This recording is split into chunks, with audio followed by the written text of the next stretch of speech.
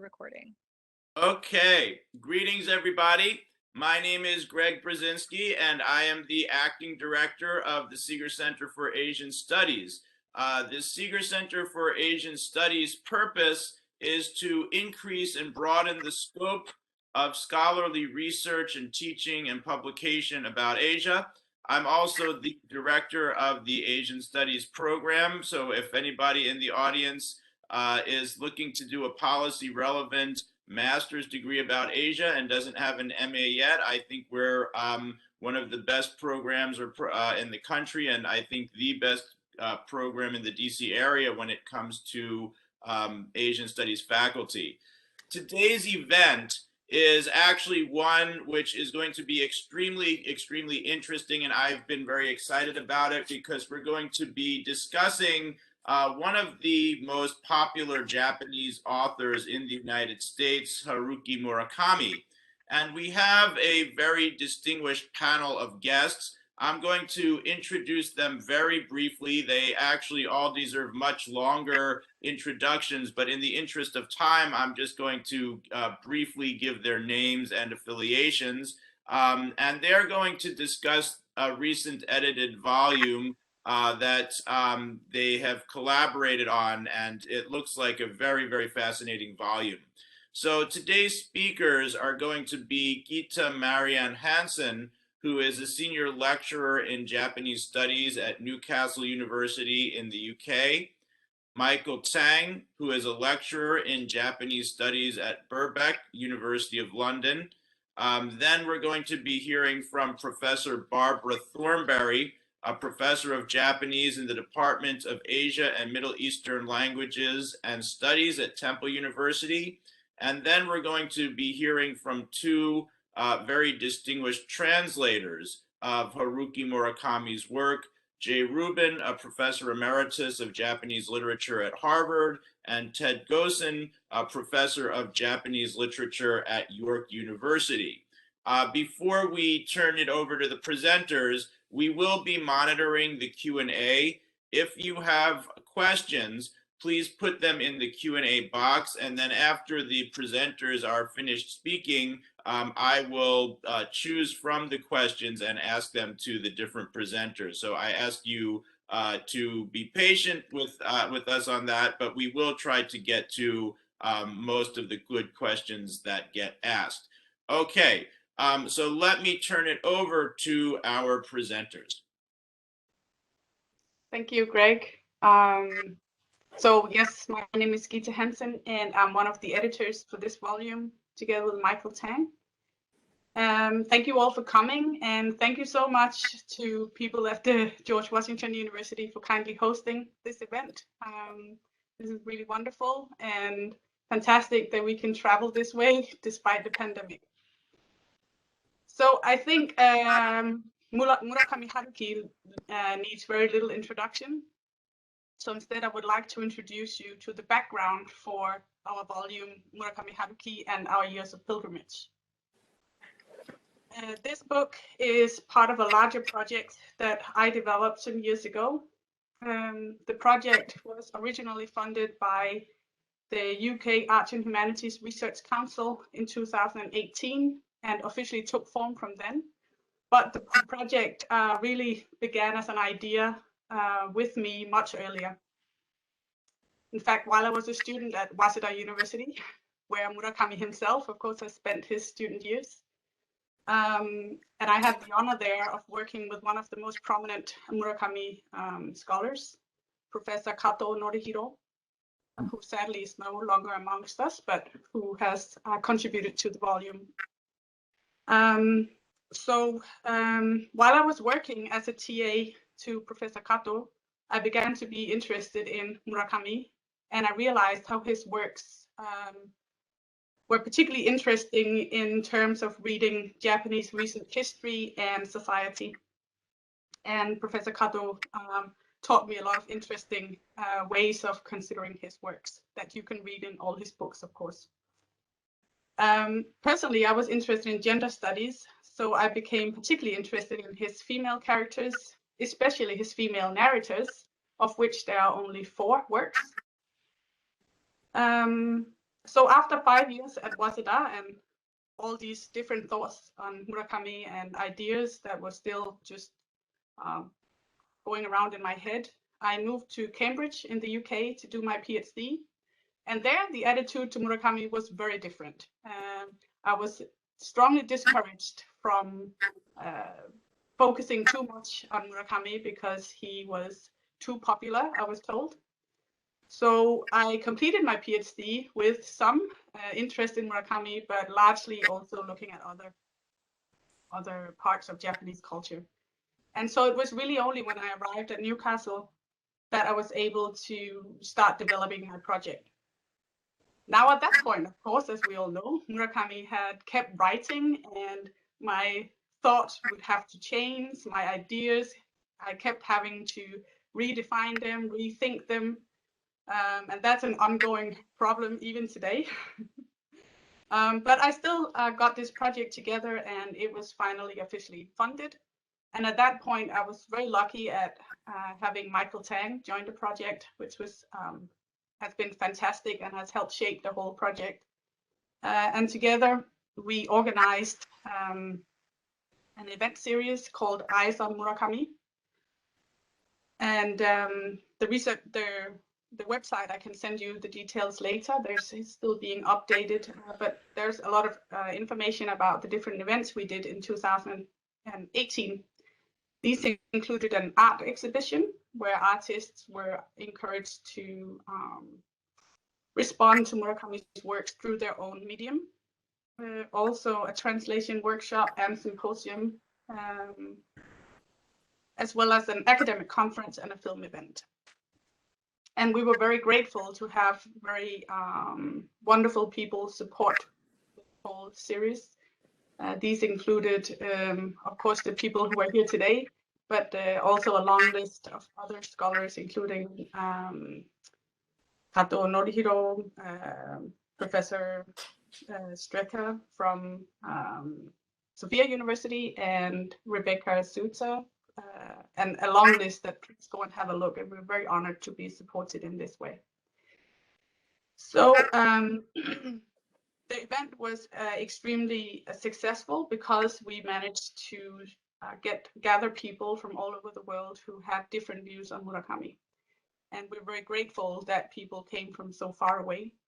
Although it was also very nerve-wracking, given that the Northeast saw the worst snowstorm in a very long time leading up to the events. And in the best Murakami style, the snow suddenly disappeared only hours before people started arriving at the airport. And I cannot tell you what amount of stress that was, but it was fantastic, and people wondered why they had received all these messages from us about the snow. So so that was a great start. And yes, since then we have moved on with publications, and this is one of them. There's also a art exhibition catalog and a special issue with Japan Forum.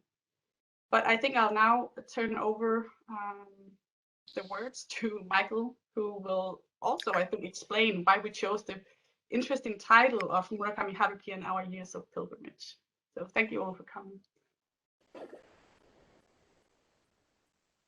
Thank you, Gitte, for that introduction and overview to the project. And I must say that listening to all that does bring back a lot of sweet memories of the event series that we had in Newcastle 3 years ago. And the snowstorm that you're talking about, it still pretty much left a very strong impression in my mind. But moving on now, and also building upon what Gitte was saying about the entire project, I'd like to now give us a brief introduction to the book, its structure, and also to the introductory chapter that Gitte and I co-wrote for the edited volume. So when Gitte and I first were making plans for the book, we really had two aims. And the first one is to take stock of Murakami's literary career, as well as research, academic research on Murakami, And also, secondly, to showcase the range and the variety of perspectives that we can use to approach his work. But as Gitte and I began working on the edited volume, we found that this was actually quite a big challenge. And it was a challenge in many ways. And therefore, if you, happen to read our book at some point, you actually see that we have titled our introductory chapter as, yes, Murakami Haruki is a challenge. So the word challenge there is very key to the way we approach the book, but also we look at Murakami and his academic studies nowadays. And it's been quite a difficult task to do the two things that I've been talking about, because both Murakami and academic studies on Murakami have really come a long, long way to where they are now. I'm certain that all of you know that Murakami has by now had over 4 decades, in fact, of writing career. And it was a prolific 4 decades. He has produced, a large number of novels of various lengths, from, a mid-length novel to magnum opus of 3 volumes of novels. He has written countless short stories, but the amount of essays and writings that he has done in Japanese is just astronomical. It's humongous. And this is in addition to the interviews that he's given, the speeches that he's given, and also his other genres of work, such as the translations that he has done by translating other English English literary works, for example, into Japanese. So Murakami is the type of writer who certainly didn't become famous ever since his debut. And in fact, his explosive popularity, as we now know, could really be attributed partly to the publication of Norwegian Wood in Japan, and also the subsequent translations in East Asia.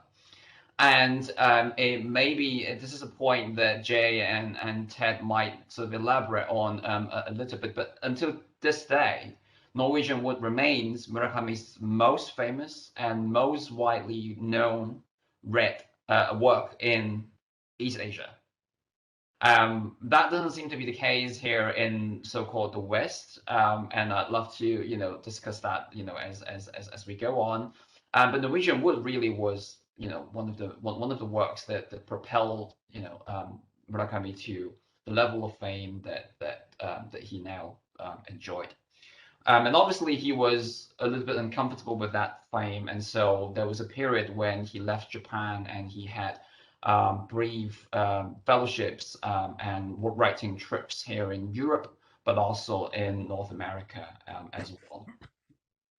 But the point that I'm trying to say here then is that actually Murakami's early works, they weren't really a very good fit with the Japanese literary establishment at the time. And in fact, if you're a fan of Murakami, which I hope many of you are, and you've read 1984, his 3-volume novel published in 2009 and 2010.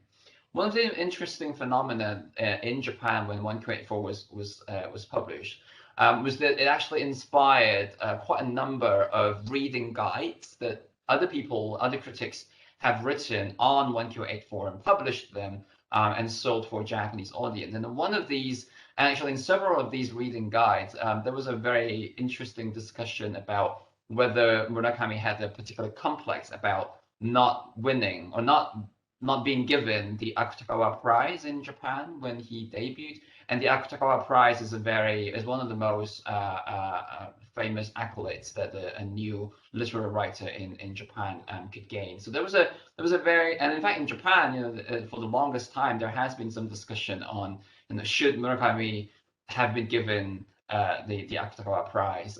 Is it worth it, and that kind of thing. But then all of these really just show that in the beginning of his debut, to a very large extent, Murakami's works weren't sitting very well with the existing Japanese literary establishment at the time. So really, it has taken Murakami a long time really to have the kind of status that he now has in Japan, but also in the global literary market. And it was really the case that only a handful of critics in Japan in the beginning, such as Professor Katō Norihiro, whom Gitte mentioned just now, who really were keen to write about Murakami in their academic works or teach Murakami in their classes. And so this is one of the reasons why we're very honored to be able to invite Professor Katō to give one of the keynote speeches in Newcastle in 2018, and the edited volume also includes the English translation of that keynote speech that he gave, in order to give you views from a veteran Murakami critic in Japan. And also, as for research and studies on Murakami, it wasn't also rosy from the beginning either. And again, Jay and Ted would know way more than I am on this. And in fact, in the dialogue as well, they did talk about a very iconic, I believe, panel in the 1992 in the 1992 conference when they were talking about Murakami. And so this really shows that in the 90s, when Murakami was gradually gaining attention and popularity around the world, it was actually still quite rare to talk about Murakami in the context of academia. And that is certainly the case even by the 2000s, when both Gitte talk about how she talked about just now when she was doing her PhD in Cambridge, she was dissuaded from working on Murakami. But I myself, when I did my master's in 2011 in Hong Kong, I also found that actually in a lot of the literary departments in East Asia, they were very reluctant to even recognize Murakami as like a proper writer, at least as a writer writing serious literature. And so he wouldn't have been the first Japanese author to come to mind if you were working on comparative literature, even by the 2010s in East Asia. It would have been Mishima, it would have been Kawabata, but not Murakami.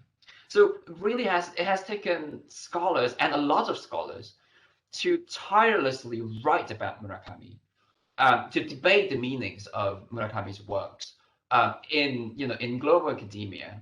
That today we can finally be a bit more confident to say that Murakami is one of the go-to authors when we talk about Japanese literature in academia. And this is all thanks to obviously a lot of scholars who have been, as I've said, written about Murakami. And so thanks to Barbara and Jay and Ted here, but also Professor Matthew Stretcher from Sophia mentioned just now as well. So the group of authors who were very keen to put Murakami on the academic map, so to speak, beginning in the 90s. So this really shows that the kind of trajectory and the kind of effort that has been put into writing about Murakami, but also giving due recognition to him and also his works. So we've now got to a point where now we have, for those of you who don't know, just a couple of months ago in Waseda University, which is Murakami's own alma mater, they recently opened an international house of literature, but the nickname for that international house of literature was the Murakami Haruki Library, because Murakami had played a part in making the international house of literature possible in Waseda. So now we're now at a place where the academia in general is more comfortable of recognizing Murakami's works. But at the same time, though, even though we're now seeing an improvement, surprisingly, for some people, then another challenge has now emerged. And that challenge is something that Professor Katō Norihiro has addressed in one of his books in 2015. Published in Japan, called Murakami Haruki wa Mutsukashi. And with Gitte and I have decided to translate this title because it has not been translated into English, but Gitte and I have decided to translate this title into Murakami Haruki is a challenge. And in this book, Professor Katō was saying that as Murakami's fame got more and more and bigger, he has gained by now a very popular following among readers in the world. But at the same time, in Japan, for example, the room for academic critique on Murakami is actually shrinking. And he found that it was getting actually a lot more difficult to have free debates and free discussions on Murakami and his works now that he's so big and he's so famous. So that becomes the opposite side, but basically another challenge really to talk about Murakami as he gains this celebrity status in the global literary market and global literary production. The room for having literary critique and very close reading critiques on him is ironically shrinking for some scholars. And we do feel that to a certain extent, this might be the case.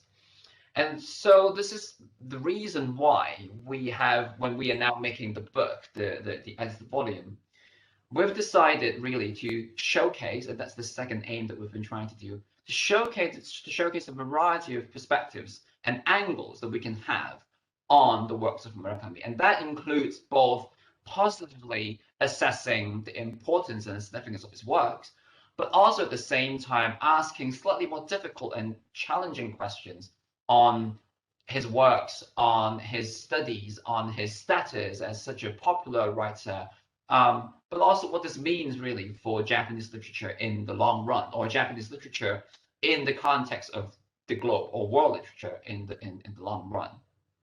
And so really the reason that we've titled the introductory chapter, Yes, Murakami Haruki is a Challenge, is really manifold. On the one hand, it is obviously, as you can tell by now, it is a response to Professor Katō's book in 2015. And we share some of his concerns.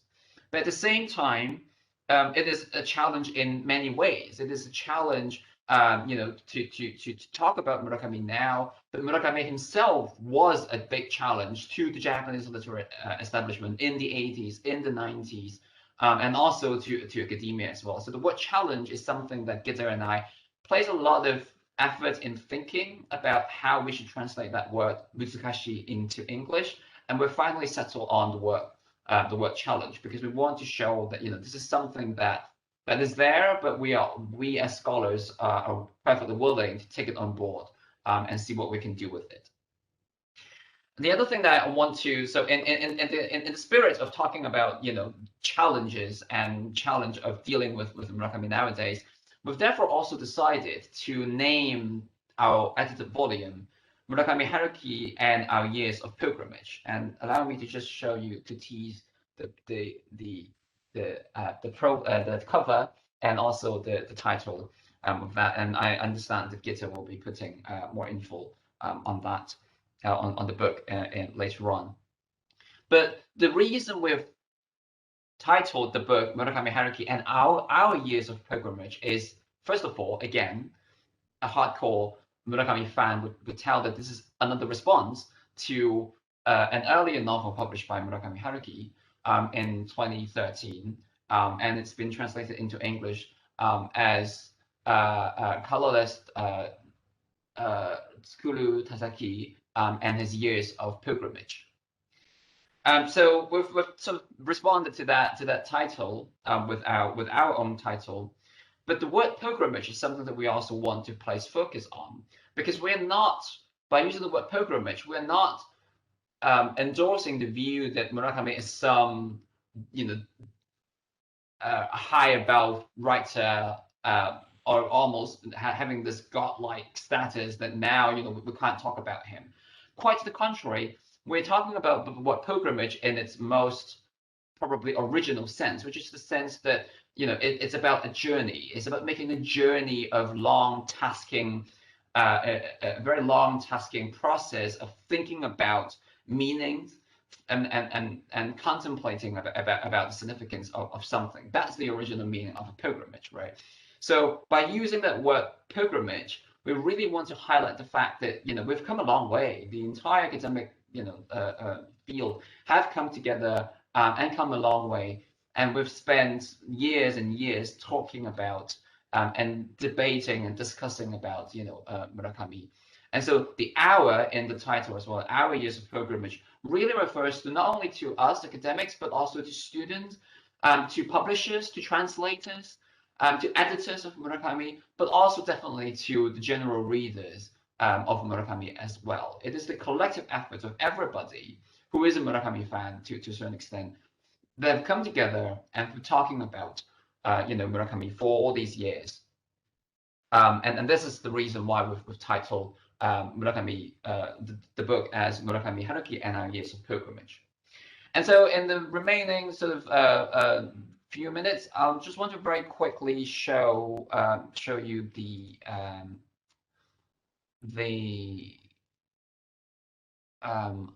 could you just,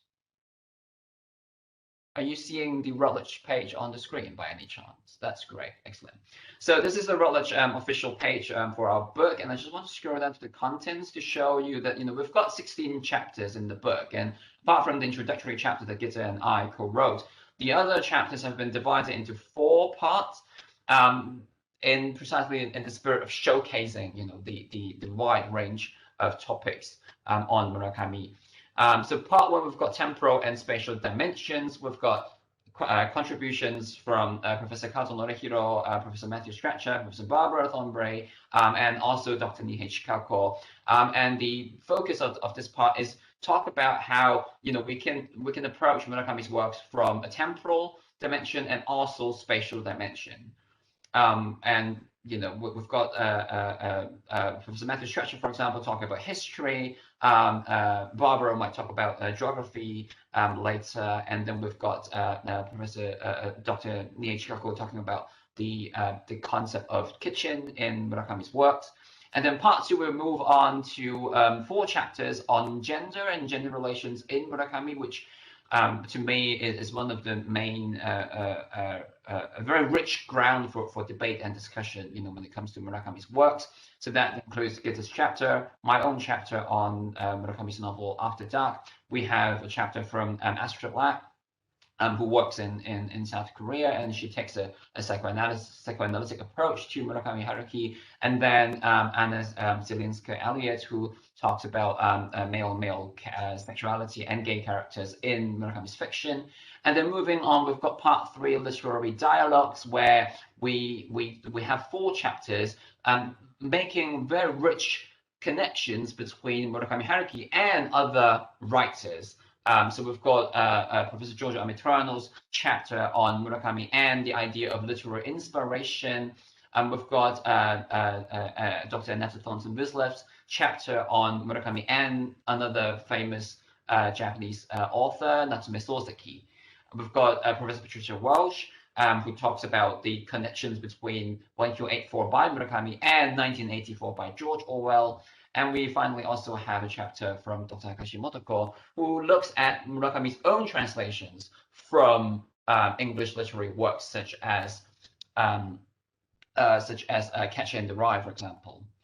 And then part 4, we've got 3 chapters, and these are titled Personal Stories from the Industry, because Gitte and I realized that both Murakami and the whole studies on Murakami would not be where we are without the fact that over the years it was a large number of editors and publishers and translators and also scholars, obviously, who talk about who engage with Murakami and his works, that we're now able to have this very vibrant field on Murakami studies today. So we've got 3 chapters.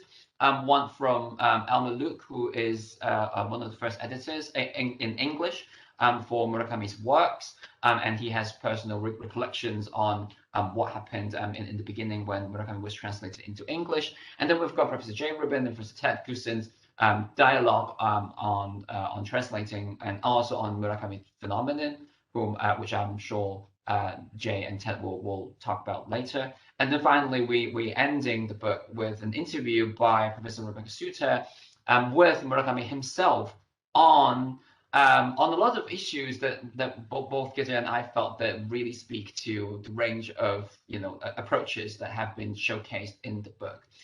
So that's so I'll stop sharing now. We've come back to So that's all from me, and I'd like to now hand over to Professor Barbara Thunderbreak, who will be talking about her chapter. Thank you very much, Michael. And I want to thank Greg and Rebecca for organizing and holding this event. And I also want to say it's a big honor to be here today with Gitte and Michael and Jay and Ted. I really am grateful to Gitte and Michael for including me in the Murakami project. The conference that was held at Newcastle University in 2018 was the single best academic conference I have ever attended. I've attended a lot of them. It was a wonderful conference. And I want to congratulate Gitte and Michael on the publications that have so far come out of the project, including Murakami Haruki and Our Years of Pilgrimage, which is of course, the focus of the event today. So the title of my chapter is Murakami Haruki's Tokyo, Spatial Transformation and Socio-Cultural Displacement, Disconnection, and Disorientation. So in preparing to say a few words about my chapter at today's event, I couldn't help but feel that what Murakami has written about Tokyo has taken on new meaning and significance in light of the pandemic we've been experiencing for close to 2 years now. That feeling was only intensified by the recent announcement that Japan is now barring all non-resident foreigners, including business travelers, international students, and foreign workers from entering the country. And as has been widely reported, the ban applies to all countries, not just those with confirmed cases of the Omicron variant. And to be sure, this isn't a new development, given that for most of us and our students, Japan has essentially been off limits since the beginning of the pandemic. And who could have guessed that this would ever happen in the 21st century? That Tokyo's doors are now shut is particularly disturbing to those of us whose familiarity with, and I would add, affection for Tokyo, have led us to feel an affinity for Murakami's writing. So when I say that what Murakami has written about Tokyo has taken on new meaning and significance in light of the pandemic, what I mean is that for the time being, at least, we must now rely on writers like Murakami to transport us through their words and images into a place that we are now prevented from physically entering. But that's not all. Importantly, his work also vividly expresses the displacement, disconnection, disorientation many of us have been feeling in these pandemic times. One of the main goals of my chapter in the book, Murakami Haruki and Our Lives in Our Years of Pilgrimage, is to draw attention to the ways that Murakami skillfully uses the expressive power of the Tokyo cityscape in his writing. And by the way, I disagree with those who say that there is an absence of geographic, not to mention cultural specificity in Murakami's writing. On the contrary, if you've read Murakami's work, you know that much of it, in fact, is set in Japan, even in the very center of Tokyo. In short, Murakami's writing is not only filled with, but can be said to emanate from that geographic and cultural specificity. Some of the stories and novels that I look at in examining Tokyo as it appears in Murakami's fiction range from the Wind-Up Bird Chronicle and Super Frog Saves Tokyo to A Shinagawa Monkey, Where I'm Likely to Find It, and 1Q84. In works like these, Murakami closely links characters' experiences and feelings to the actual geography of the city. When Japan does open up again I wonder what we'll find when we do go back to Tokyo. And cities, Tokyo among them, are continually being transformed, both above and below ground. Murakami's writing, as I try to show in my chapter, forms a powerful response to and critique of Tokyo's ongoing 20th and 21st century spatial transformation and the accompanying sociocultural displacement, disconnection, and disorientation. Precisely because of this, his novels and stories attract and resonate with readers around the world for whom the urban experience is their own experience. Murakami's engagement with Tokyo began in the late 1960s when he arrived there from Kobe, where he had grown up.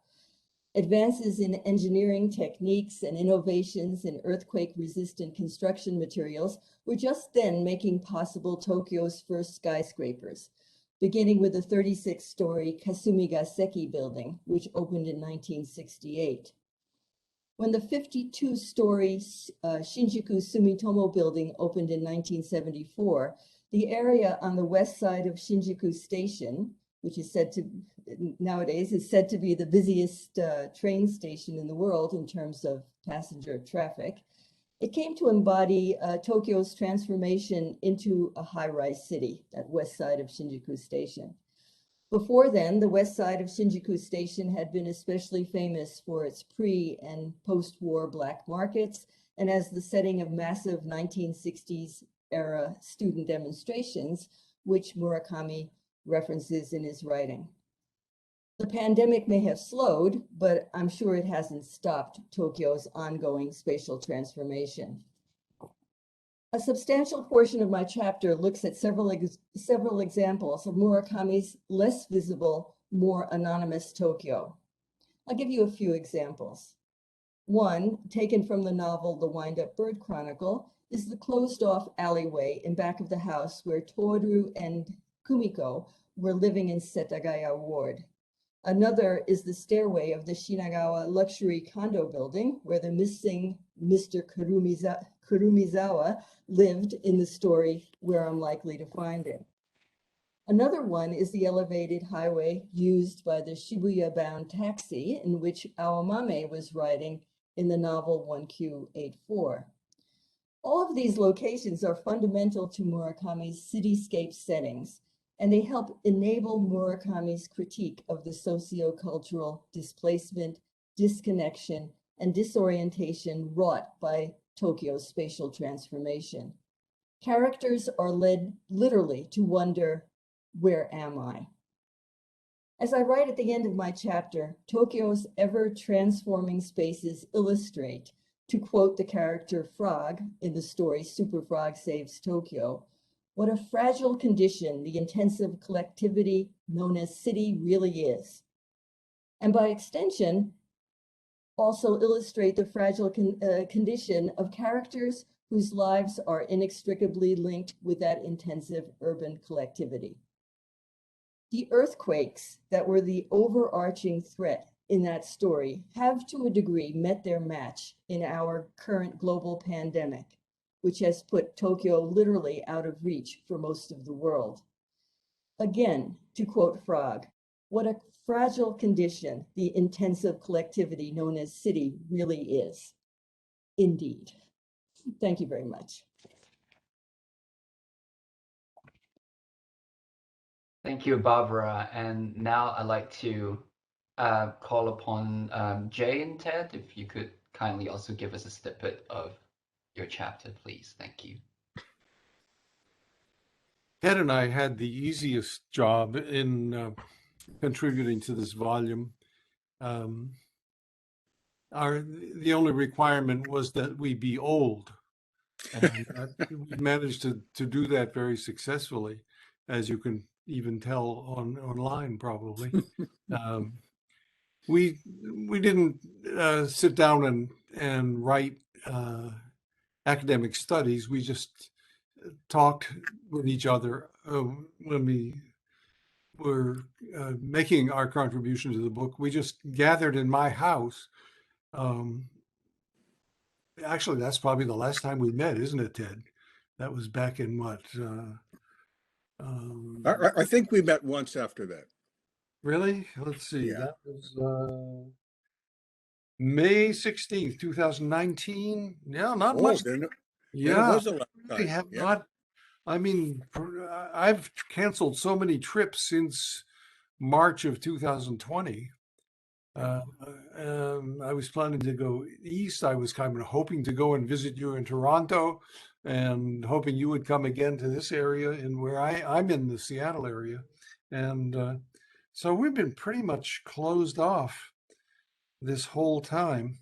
Well, what we did was get together and talk about the time that we first met, like two old codgers just talking about the old days. And the old days in our case was the panel that we participated in April 1992, the Association for Asian Studies panel that I put together for a discussion of Murakami. And you very nicely pointed out in our discussion that people weren't doing that. As Michael was saying in great detail, the getting the academic world to recognize Murakami at all was a tremendous job.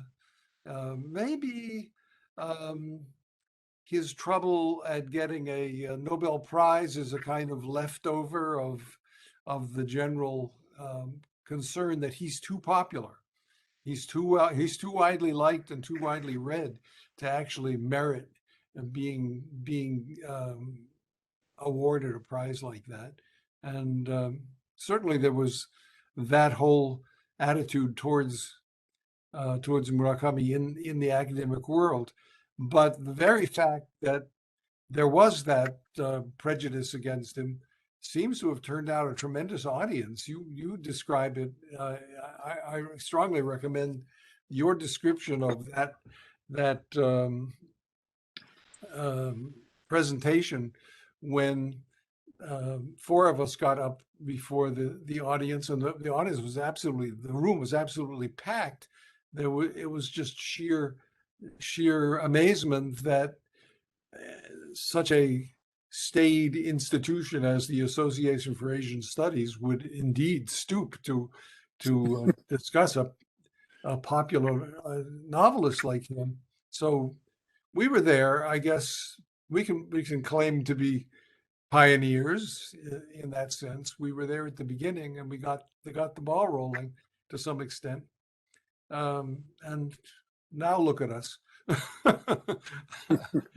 Well, you'd agree with that, I would think. Yeah, I do. It was a good moment. I remember I was very nervous, and I was a discussant, and I hadn't made many notes, so I had to kind of do it on the fly.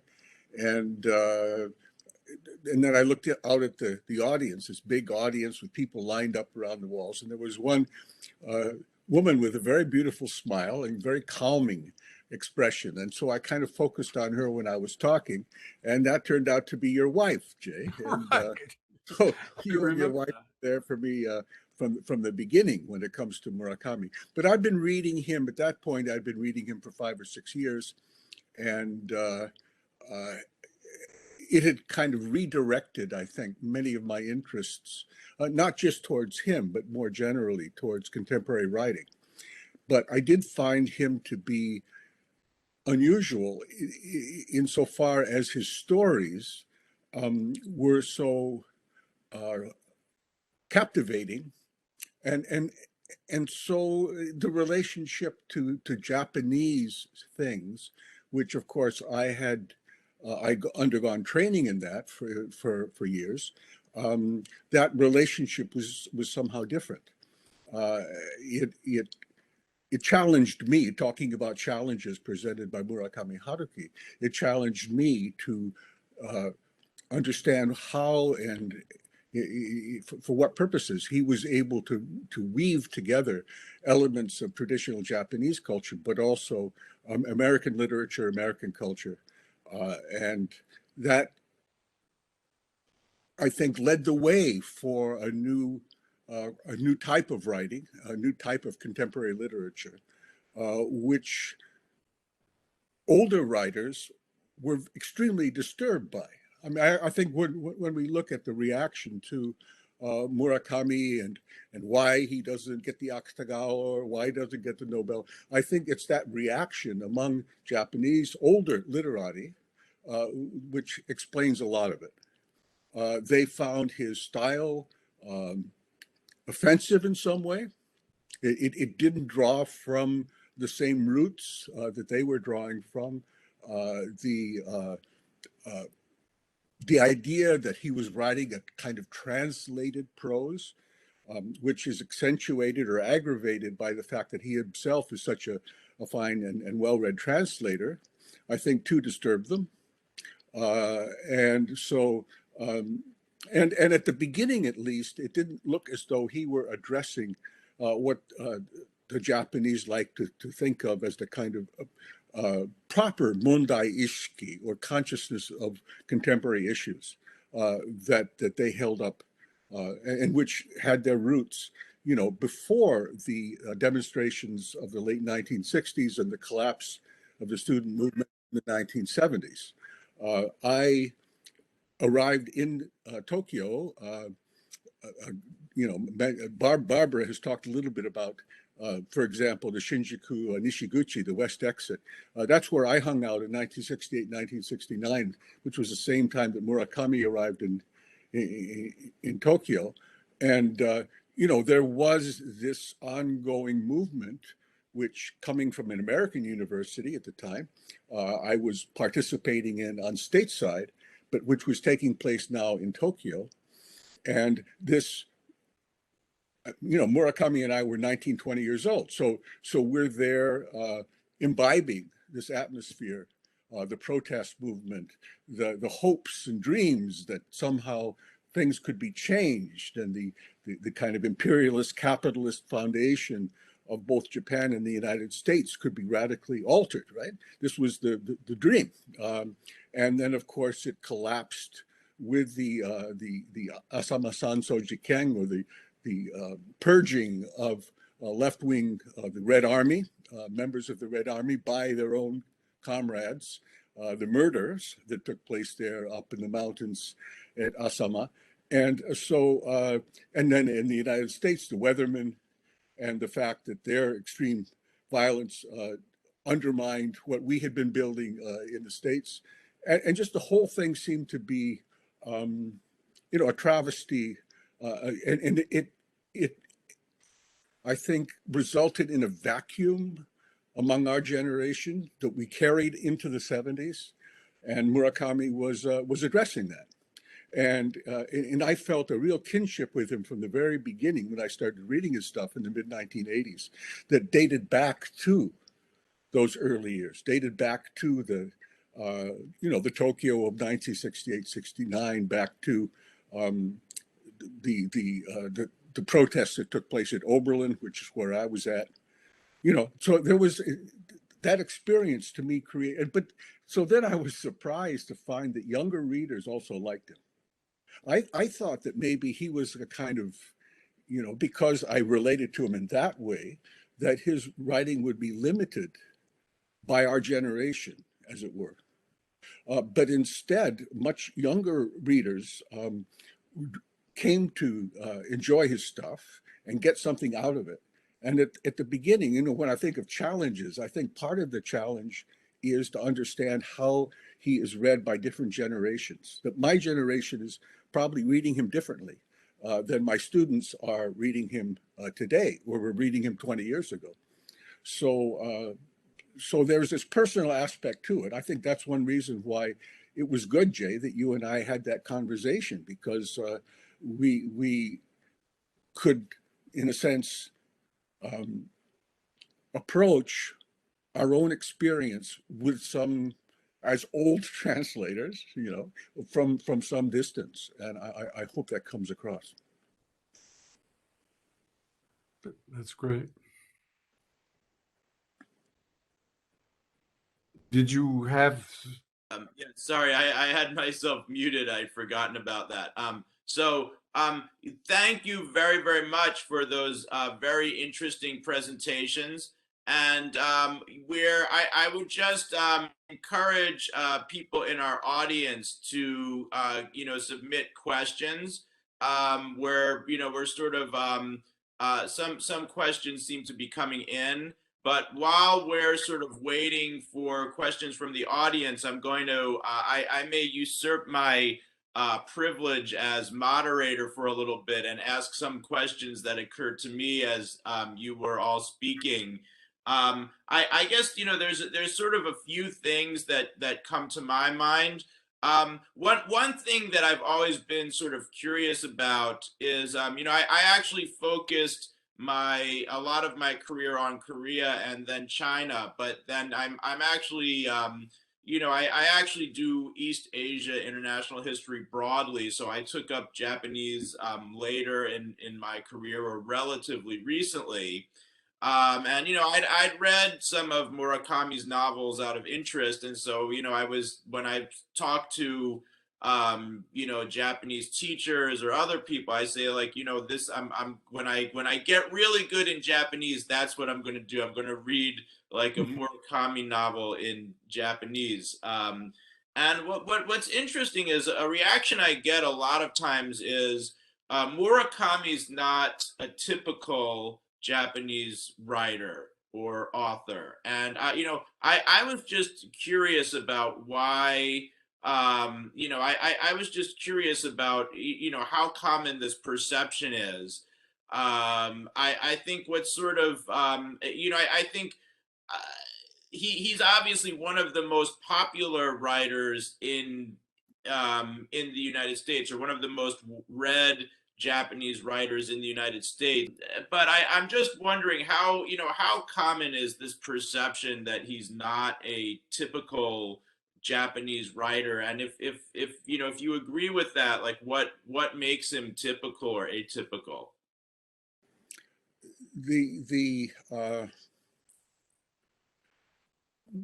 literary magazine that I co-edit with Motoyuki Shibata is called Monkey. It used to be called Monkey Business. And so for the last 10 or 12 years, we've been publishing translations of contemporary Japanese writers. And so we've gotten to know them fairly well. There's a stable, I suppose, if you want to use sumo terminology, we have a stable of maybe 2 or 3 dozen young writers. And they do take their hats off to Murakami for having opened up the field of Japanese literature. That he was the one who took the brunt of the heavy criticism at the beginning. He was the one who was, there was word murahachibu, to be exiled, to be expelled from the group.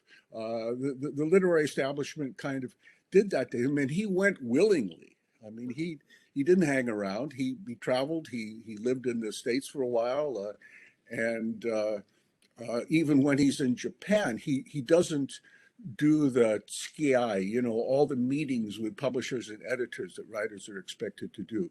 So he's taken a step away from the literary establishment and has been very successful. He doesn't publish his novels as serialized works in literary magazines.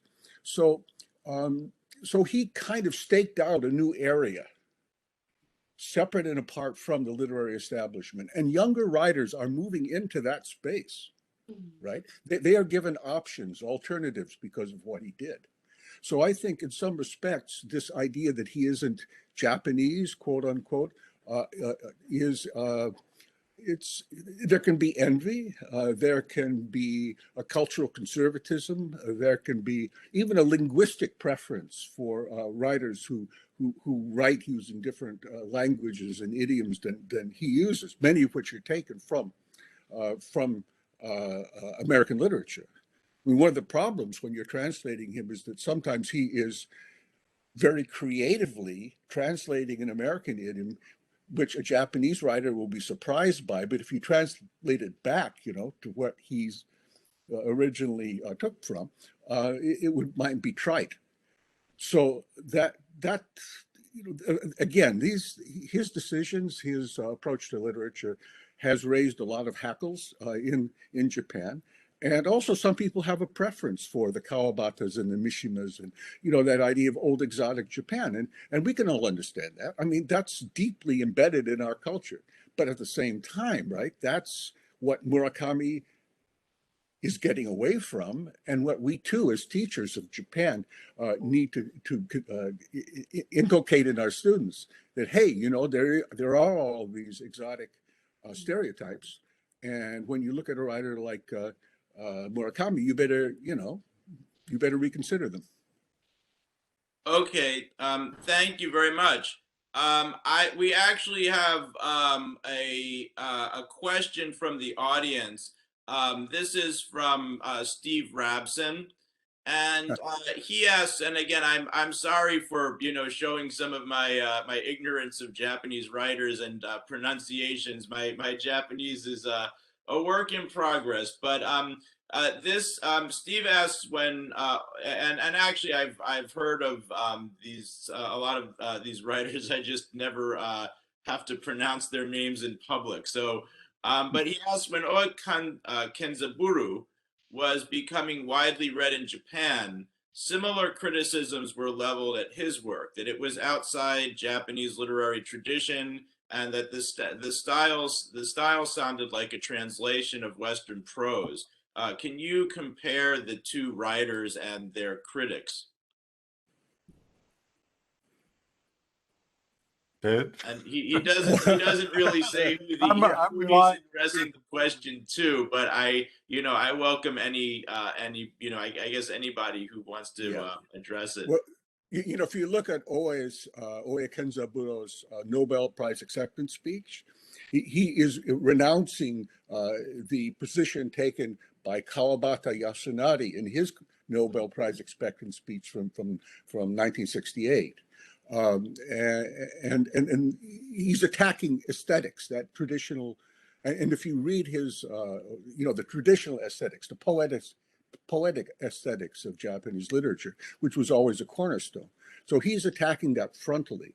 And if you read his writing, in the Oxford collection that I edited, we included prize stock, or shiku, and going over that in the original it amazed me how ugly he was making the Japanese language, how aggressively he was attacking that old aestheticism.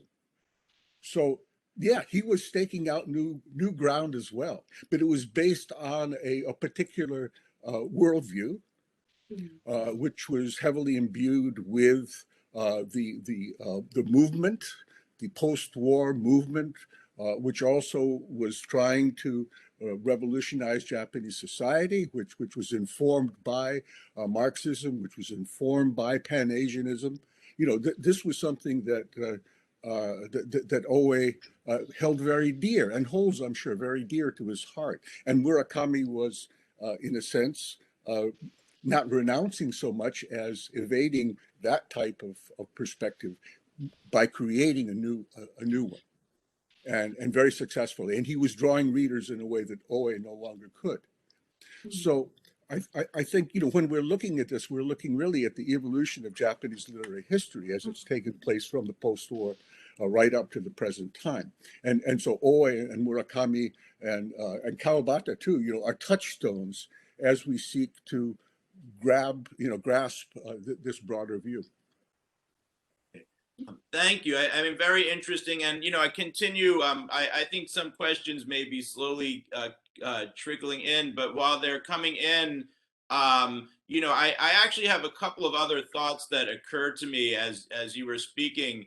You know, one thing I was wondering about, and again, I come at this from sort of a you know, of having focused a lot more on Korea and China in my career. But, you know, one thing that I hear, you know, often from Murakami and about Murakami is that he's extremely critical of Japan's colonial legacy.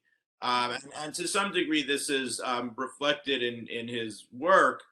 But also he's made, you know, public statements about this. And obviously at a time when you've had a Japanese government, which is trying, it has had, I think, contentious relations with other countries in the region because of how it handles the issue of history. So I'm wondering if you think this impacts his reception at all. I mean, this idea that I think one of the things you'd mentioned is that some of his work, aside from Norwegian Wood, I mean, some of it may be as popular or more popular in the West. So I'm wondering, how and if you think this impacts reception to him at all.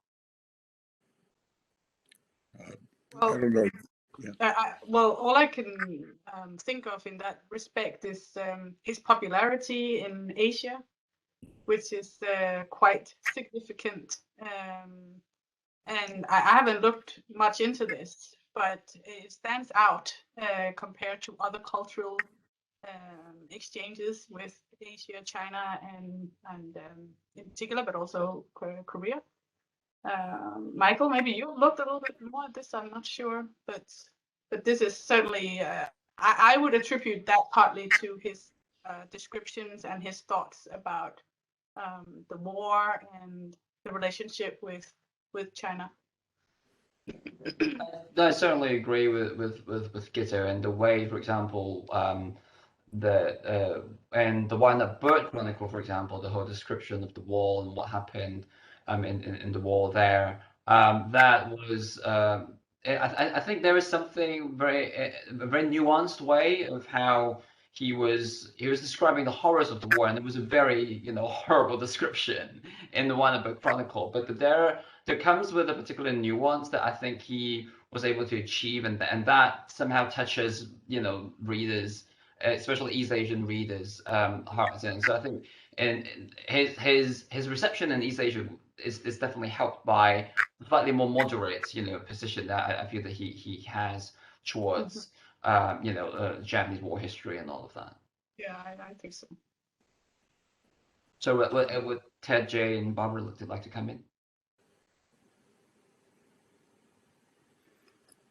Well, I think, Norwegian Wood was the turning point in terms of his Asian readership. And that doesn't really deal with the issues that Wind Up Bird deals with, at least frontally. I remember there was, I attended grad seminars at Tokyo University during the 1980s, and one of my friends was a Korean woman who went on to become a professor of Japanese literature in Korea. And she contacted me around 1989 or whenever in some distress, because her students had all come in, with this burning curiosity and interest in Norwegian Wood, and she didn't know how to talk about it. She found it difficult to analyze it in the way that she could some other works. And so we had to, kind of figure out, because it had become this enormous bestseller. It was being used as a dating accoutrement. You had two, these beautiful covers, right? The covers were part of it. Bright red and bright green as a set, and you would give this as a present to someone and who you were interested in. And because it dealt with relationships, right?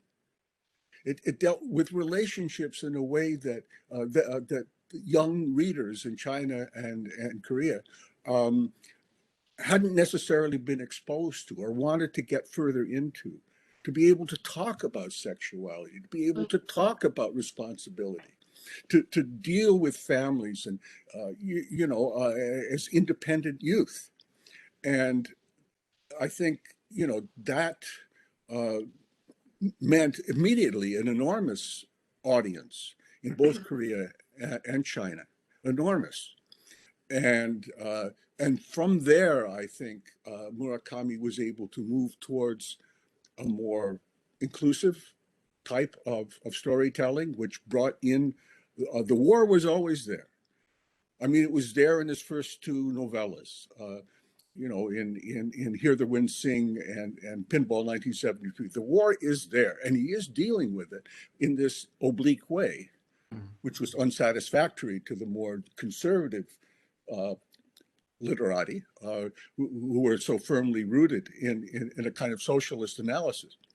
So, you know, that I think, after that, I think then Murakami was in a way free because he had the audience and they believed him in a way. And he could talk about things that affected us, right? It affected his father fought in the war, my father fought in the war. It's one of the first things we talked about was what it was like to be kids who grew up with fathers who had this traumatic experience, this world life-shaping experience, and they would never talk to us about it.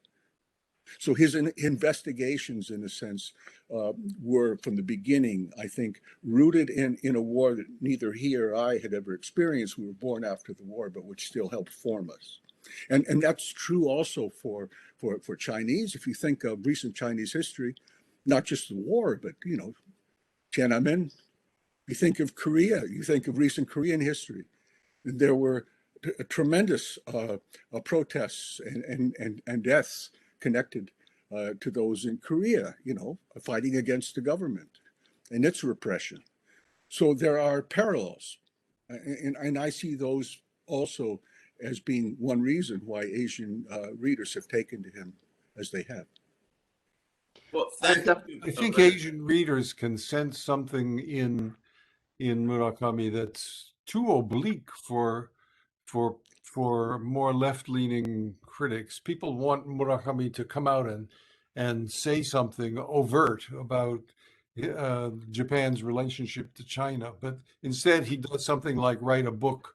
I would like write a story called "Slow Boat to China." Yeah, It takes its title from a jazz tune and has nothing to say overtly about the war, but it does have these wonderful episodes in which the narrator is trying to define his relationship to Chinese people, not so much China as such, but that's really what it amounts to. And he does something like he dates a Chinese girl who more or less challenges him to come back and call her again, make sure that he doesn't just see her for one date and then never see her again. And so he writes down her telephone number on a matchbook cover, and he says, "Yes, I'll be sure to get in touch with you." And then he absentmindedly throws the matchbook cover away, and he could never get in touch with her again. So there's this total rejection of her from her point of view.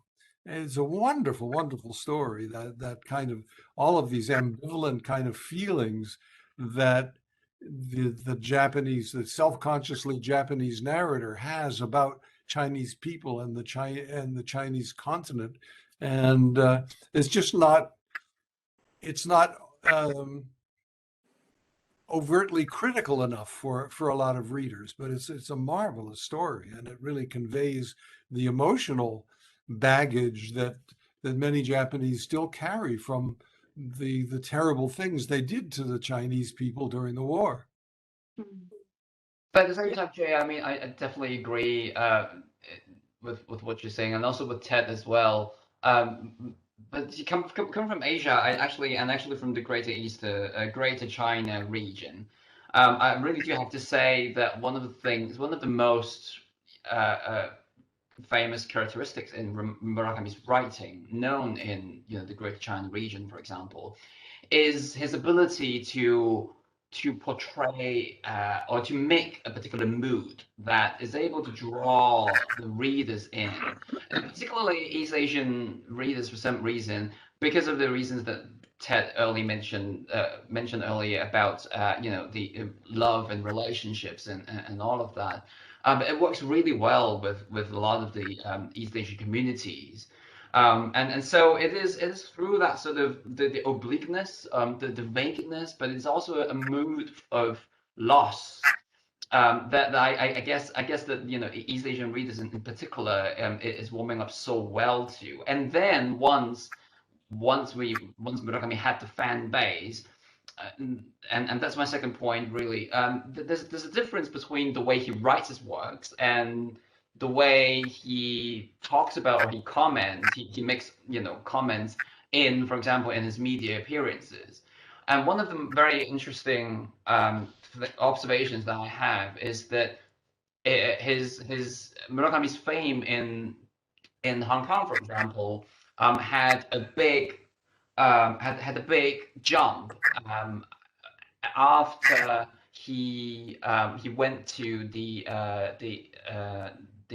Jerusalem Prize award ceremony in 2009, where he says he makes a very, you know, strong metaphor of the egg versus the wall, right? He says the individual is the egg, and this, you know, these eggs are always fighting the system, you know, the wall.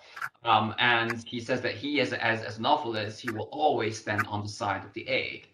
And particularly when it gets to the 2014 umbrella movement in Hong Kong, a lot of the Hong Kong readers they were imagining themselves as precisely the eggs, you know, fighting against the walls, and so they were able to draw so much inspiration and strength from Murakami, but not from Murakami's particular novels or fictional works this time, but from his speeches, right? From his acceptance speech. So there might be a slight, we might actually be able to sort of nuance, you know, the two sides of Murakami here, you know, the way that he approaches these topics in his fictional work, versus maybe a slightly more sort of, slightly more vocal, and especially in recent years, maybe, position on, you know, these political, socio-political issues. And that definitely finds a lot of echo in East Asia as well. I also listening to Jay about the story with the Chinese wasn't really a girlfriend, but the encounter with this girl where he writes the phone number, where she writes the phone number on the matchbox. That made me recall the After Dark and the Chinese prostitute who is beaten by a Japanese customer in the middle of the night.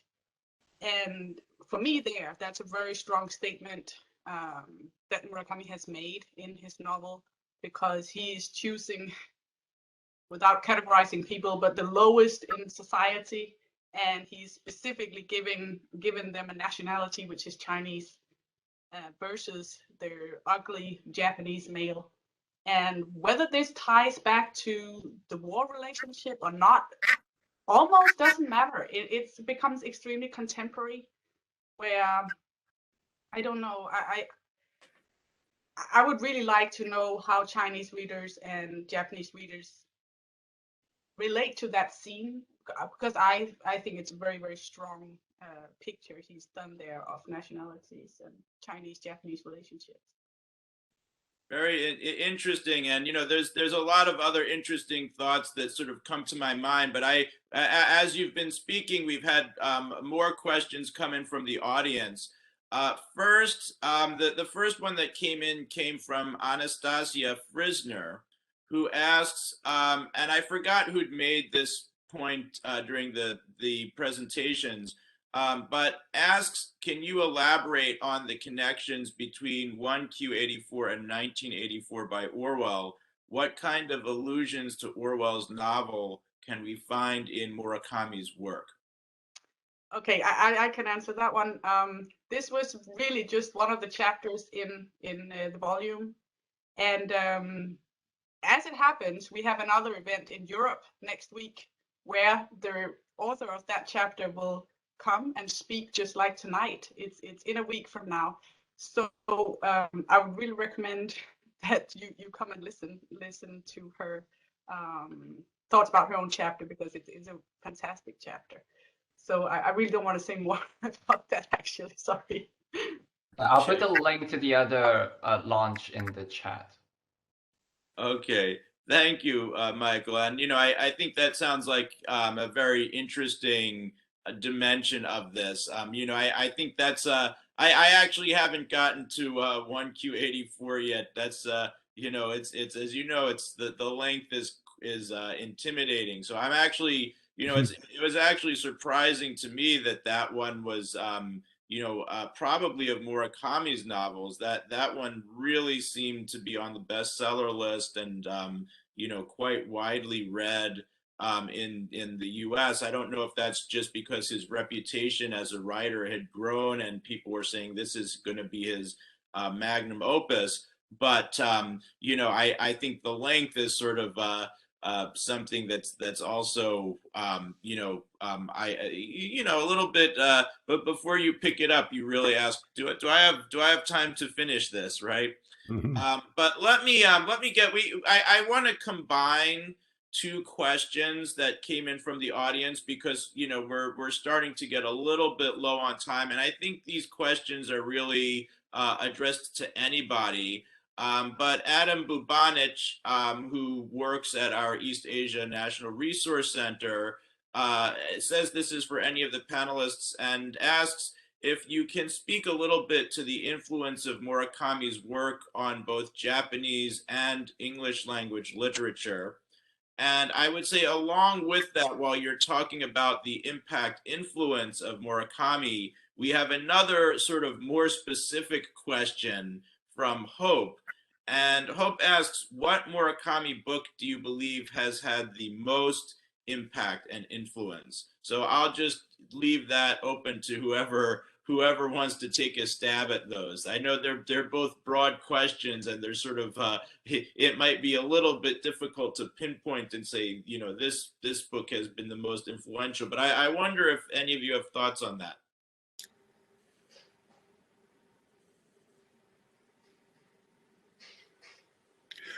Well, I think, again, from the point of contemporary Japanese, from the perspective of contemporary Japanese writing, the writers who were publishing in Monkey, I've never heard any of them, these young writers,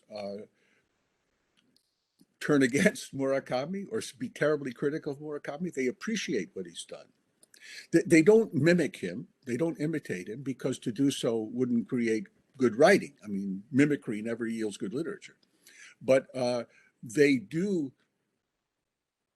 are able to move into that space that he's opened up for them.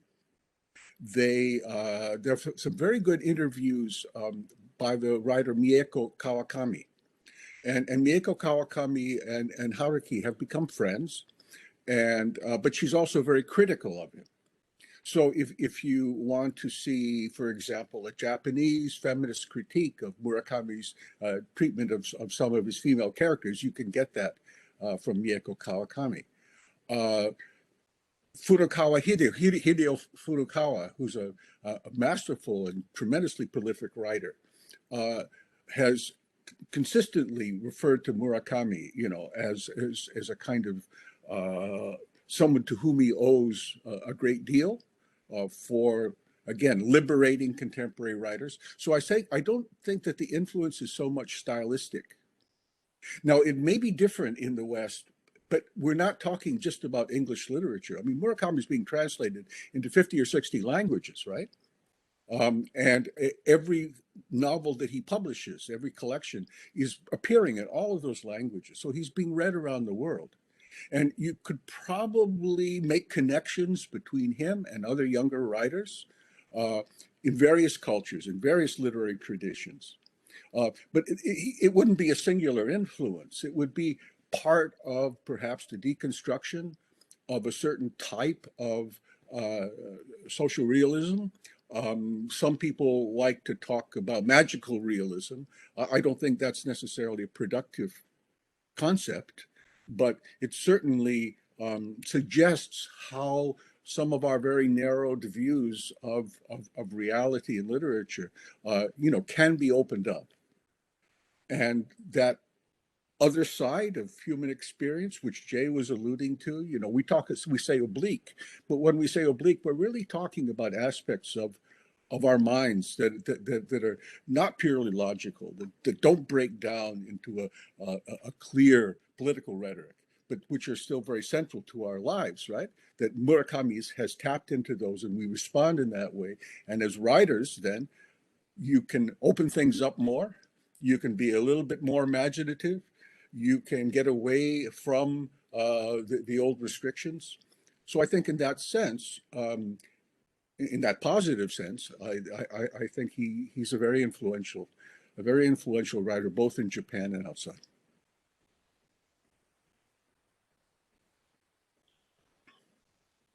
Do others want to comment on that? I don't think we got you know, there may not be a definitive answer to which specific work is the most influential. I certainly couldn't answer that, and I suppose you could probably say they've all been influential in their own ways. I take it. But does anybody else want to add to that? I'll add just one thing, is the new movie, Drive My Car, has just come out to rave reviews, and that's based on Murakami's story of the same name in the volume Men Without Women. So Murakami is not just on the printed page, but Murakami is finding, you know, presence in even on the screens in the movie theater. So yeah, I don't want to, you know, prioritize one work over the other, but I would just say that no review that I have read doesn't showcase Murakami's role in, you know, even if the film is not really true to the story, so to speak, in many ways, it people are very interested in the film in great part because of Murakami's involvement in it. So that's just come out right now, you know. So the Drive My Car, you can look at the reviews that are you know, in the papers and in magazines this week. Just add that. That was actually also a big part of the project we ran at Newcastle, to look at Murakami and transmedial productions. Michael and I have done another article together where we discussed some of the works, the Second Bakery Attack and the Bakery Attack, which are some of the stories that not only have been filmatized, but actually also we have comics based on them. We have, Michael, I'm missing something here. What other products? Well, there is also a visual novel, if you like. So Visual novel, yes. Visual novel, comics, and then films. Yeah, so this is part of the project that we also found very interesting to look beyond. So what Murakami has influenced in other art forms and other cultural products.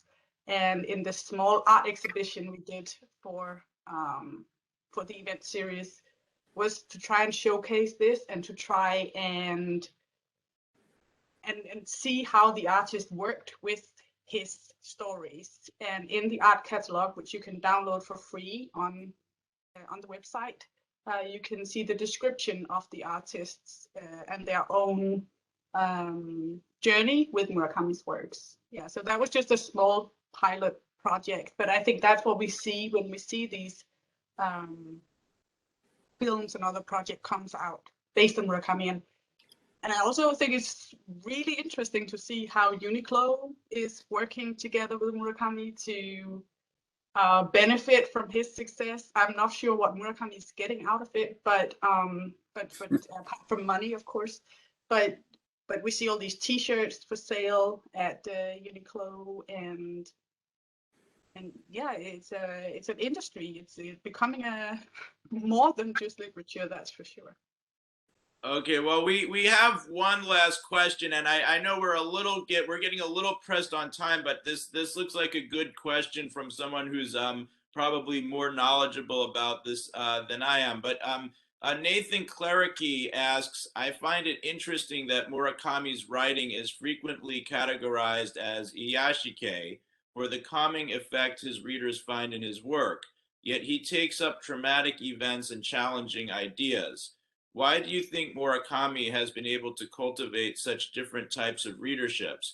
I am thinking of those who just want a cozy atmosphere and those who want to parse out timelines and recurring images across his oeuvre, among others.